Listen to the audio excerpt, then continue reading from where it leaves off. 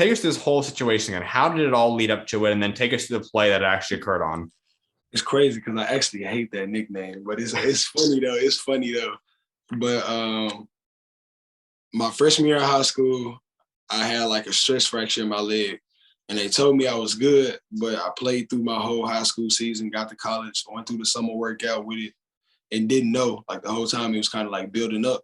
Come to find out, we did some back tracing and they were like, the bone was actually dead. Like it was like a dead bone because there wasn't any like blood flowing through it. So it didn't have enough time to like get back to where it needed to be. And then, I want to say just January, the month of January at the end, probably like January 18th, 19th, it just started feeling weird. And then it ended up being a whole month later where it just felt bad. Like I was just running and it just didn't feel good. Like it just didn't feel good at all. So went up on a play and I think it was a night where I was actually doing pretty good defensively. I had like 4 steals going on like my 5th one, a 3rd going on 4th. And I got a steal going up for a dunk and I was wanting to windmill it because I was by myself, but I jumped up and I probably got like 3-4 feet off the ground and it just broke in midair. And when it broke in midair, I had to land. And I don't even remember how I landed. Like I truthfully don't. I just know I hit the ground, and when I hit the ground, I looked, and when I looked, I just kind of got like shell shocked because I couldn't move it. I couldn't do nothing, and I was really like just a dead horse. And I kind of freaked out for a bit. I said some words, and next thing you know, they threw like a towel over my face, so I didn't see anything. And I think that was the best thing for me because I couldn't see nothing. And I got in the ambulance. When I got in the ambulance, I know that's pretty country of me saying it, the ambulance, but however I said the ambulance, and when I got in there, I stopped crying. Like I just really like I said, usually a lot of times I go through a lot of stuff where you go through it and you figure it out. So from then, I was just trying to figure it out. Like, all right, bro, is it broken? Is it ACL? Is it MCL? Like, what is it? And just because the moment was so quick, I knew I felt like a bone pop, but I didn't know what it was. So I'm thinking like, yeah, I don't know what it is. The whole time I'm telling like the trainer that I rehab with, Zach, I'm telling him like, yeah, man, like, I hope it's like an ACL, MCL, knock on wood now. But he was like, no, you actually hope that the bone is broken. Mm-hmm. You'd rather have a broken bone than like a ligament or something like that. Yeah. So ended up going to the doctors, and this is probably where you're going to laugh and giggle. I had teammates come in and visit me after the game, and they gave me like 4 different like pain medications, but it didn't work because I was like so immune to like pain, stuff like that.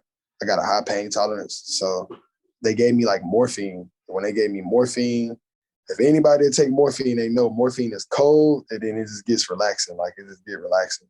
So my teammates came in there messing with me. And after I took the morphine, I was like, how you feel? I was like, boy, I don't feel nothing. Like, I don't feel nothing. Like, I don't feel nothing. And I'm on top of the world. Like, I'm feeling good. And they like, yeah, bro.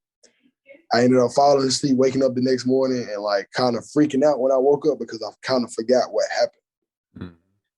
So when I woke up the next morning, freaked out, pressed the button, and they was like, hey, you broke your leg last night. Mm-hmm. And I had to wait like a day or 2 days to actually get surgery. So I kind of like just sat with a broken leg for like a day and a half. But like I could feel like 2 screws, like, you know how you touch the end of a screw and you can feel like the cross of the screw? Mm-hmm. I could feel it like in the middle of my knee and in the bottom of my ankle. So I'm like, yeah, bro, y'all got to go get this fixed. Like, I don't know what this is, but I know I'm not supposed to be feeling it like through my knee. So, and then after that, it was more so the second surgery was to kind of like fix the rod a little bit and like push my bone down so it can all like come together. And then the third and fourth one, I couldn't even tell you what they were, to be honest. But I'm really happy about the last one. That's the one I really tell people about because they took bone out of my hip and put it in my knee for it to be what it is. I mean, I got a rod, I got screws, I got plates and things like that in there. But I think without that last procedure or whatever, I probably wouldn't have been like how I am. So I kind of just keep that one special. But no, after everyone, they was like, oh, it's going to work.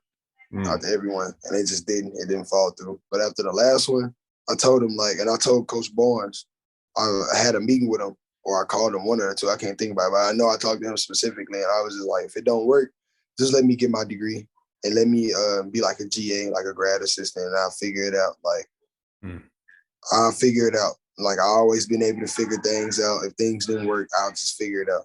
And that's kind of what we stuck on. If things didn't work, he let me finish and get my degree.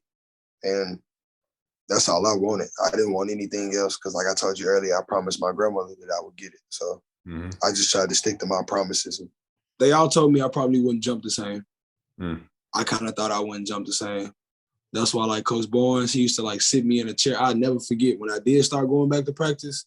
It's because, like, he used to tell me all the time, like, every time you don't come to practice, I think he, like, got stern with me because he kind of, like, realized, like, oh, yeah, you're coming back soon, so you need to figure out, you need to be around teammates so people don't feel a type way. Because he's a pretty smart coach about that type of stuff. So he was like, man, come to the gym and just shoot for, like, 30 minutes, 45 minutes. I'm like, shoot? Like, what you want me to shoot for? Like, I can't move. So he'll put a chair under the goal, and I would do form shots for 45 minutes to an hour, 30 minutes, 45. It just depends on how he felt that day. And I remember every day that I was like, they always told me, when you make 50 in a row, we'll scoot the chair back. And I got to a point where it was like, bro, I'm tired of sitting under the goal. I want to shoot free throws. I want to shoot threes. I want to shoot half court shots. Like, so like, and that's what kind of helped me have like a crazy senior year in Baco with shooting, because like it was all form shots. And I was shooting the ball at a good like form from the 3-point line, sitting down in a chair, and I couldn't even get any lift. Mm-hmm. So like kind of like, and I know that's probably where we go next, like where do you go from there? But like that's what kind of helped me get back into basketball. Coach Barnes telling me to come back and just shoot and just put the ball in your hand and see the ball go through the net. Maybe you'll get a little love for it again. Because at that point, I was done with basketball. I was mentally, physically, emotionally done with basketball. In every single one of my surgeries, it was 6 to 8 months just to come back. And I kind of came back from the hip one in like 4.5, 5. Mm-hmm.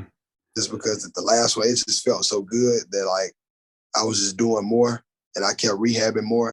But I just didn't know how I would like feel, and I didn't want to step too hard. I didn't want to turn no corners. I didn't want to do anything. I just really wanted to shoot, and I barely wanted to jump when I shot.